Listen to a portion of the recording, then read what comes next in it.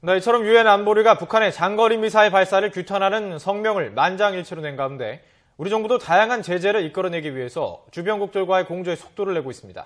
윤병세 외교부 장관은 미일 외교장관과 잇따라 긴급 전화 통화를 가진 데 이어서 이번 주 있을 유엔 안보회의와 유엔에 참석해 주요 상임위 이사국들과 세부 논의를 이어갑니다. 네, 취재기자 연결하겠습니다. 이승현 기자.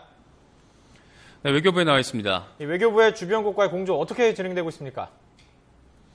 네, 외교부는 주변국과의 공조를 위해서 상당히 분주하게 움직이는 모습입니다. 먼저 윤병세 외교부 장관은 어젯밤 존 케리 미 국무장관과 20여 분 동안 전화통화를 가졌습니다.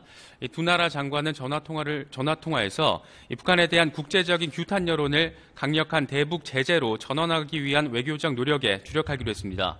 또 북한의 핵실험 이후 한국과 미국, 중국 정상 간 이루어진 대화와 다양한 고위급 협의 결과를 토대로 후속 조치를 이어갈 방침입니다.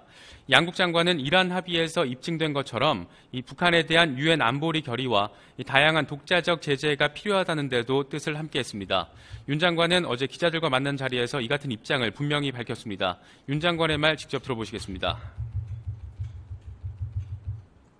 이미 안보리에서는 지난 4차 핵실험에 대한 결의안에 대한 논의가 진행되고 있는 상황이기 때문에 이번 장거리 미사일 발사로 인해서 이러한 협의가 더욱더 본격화될 것으로 예상이 됩니다.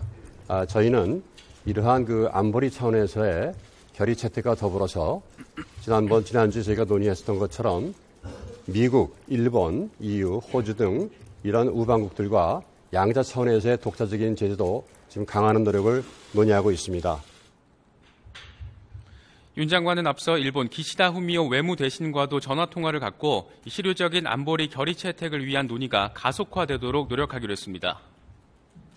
윤병세 장관이 앞으로 주요 안보리 이사국들을 대상으로 본격적인 논의에 착수할 것으로 알려졌는데요. 일정은 어떻게 됩니까? 네, 일단 유엔 안보리가 북한의 4차 핵실험과 관련한 대북 제재 방안을 논의하고 있는 가운데 이 북한이 장거리 미사일 발사를 감행한 만큼 이 상임 이사국들의 협의에도 상당히 속도가 붙을 것으로 보입니다. 일단 윤병세 장관은 오는 12일부터 14일 사이에 유엔 안보회의에 참석을 한 뒤에 유엔을 방문할 예정입니다.